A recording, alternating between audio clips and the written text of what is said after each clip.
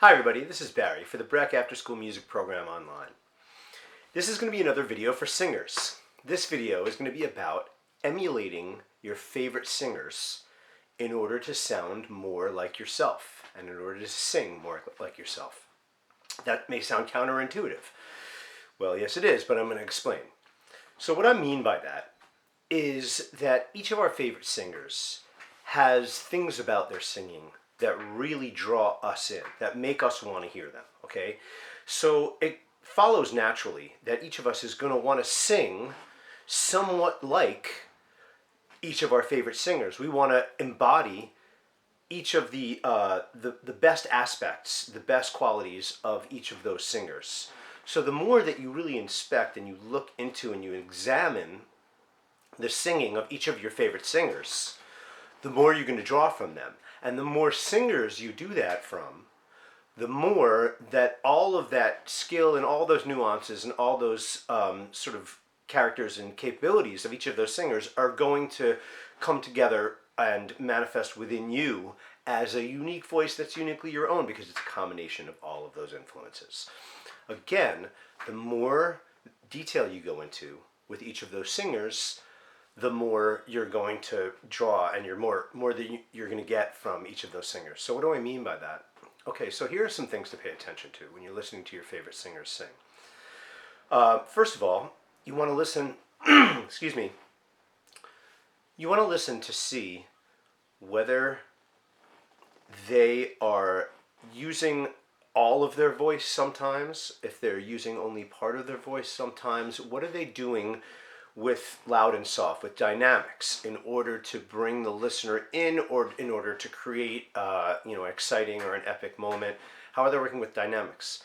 Another thing is, how do they use the rhythmic cadence of the lyric, or even non-lyric, just even of anything, in order to weave within the music, or to sit on top of the music, or how, where does their voice go in the music?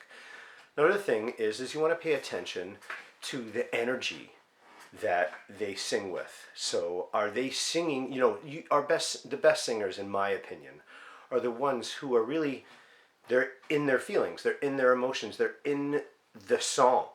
Like that they are telling you the song, they're teaching you the song as they sing it. It's not just singing, it's not just notes, and it's not just a great technical performance. It's a performance where you actually feel something from their person, from their personal experience in their expression of the song.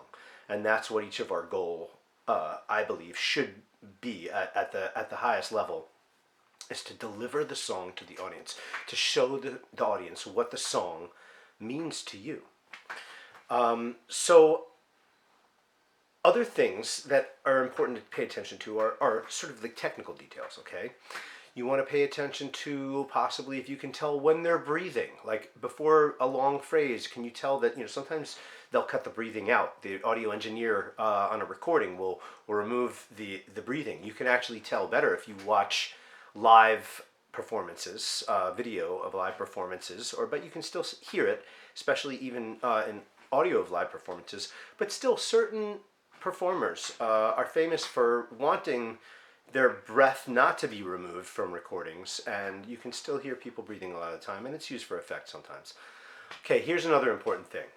The beginnings, middles, meaning transitions, and ends of phrases. Now, what do I mean by that?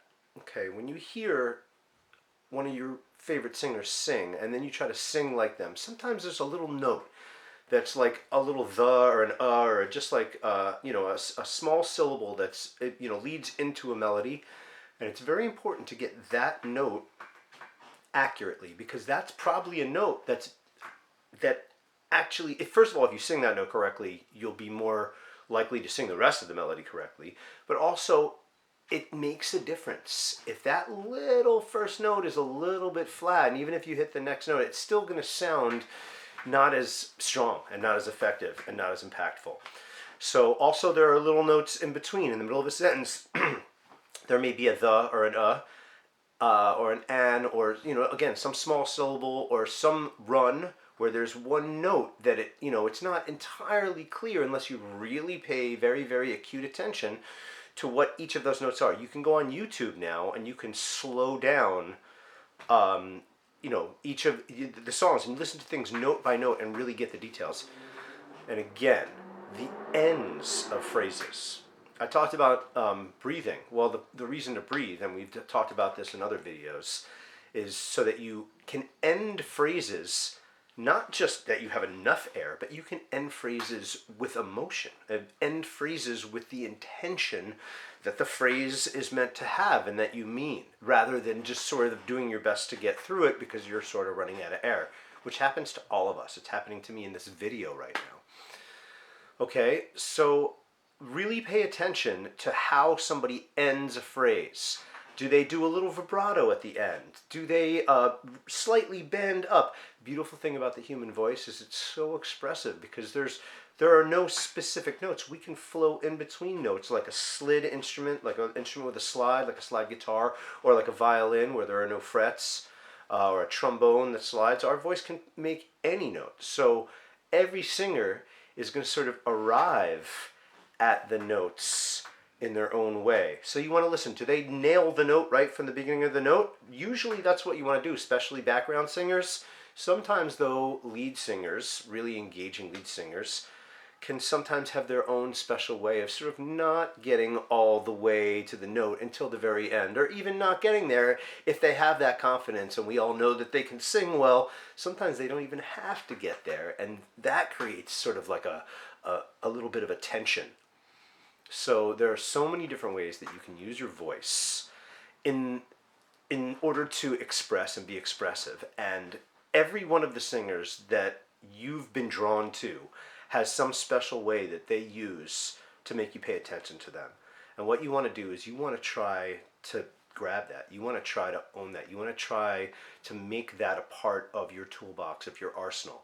And the thing is if we keep working on all these details and we spend time on this as a practice, where you're repeating things and you're really making sure that you do things until you've got them.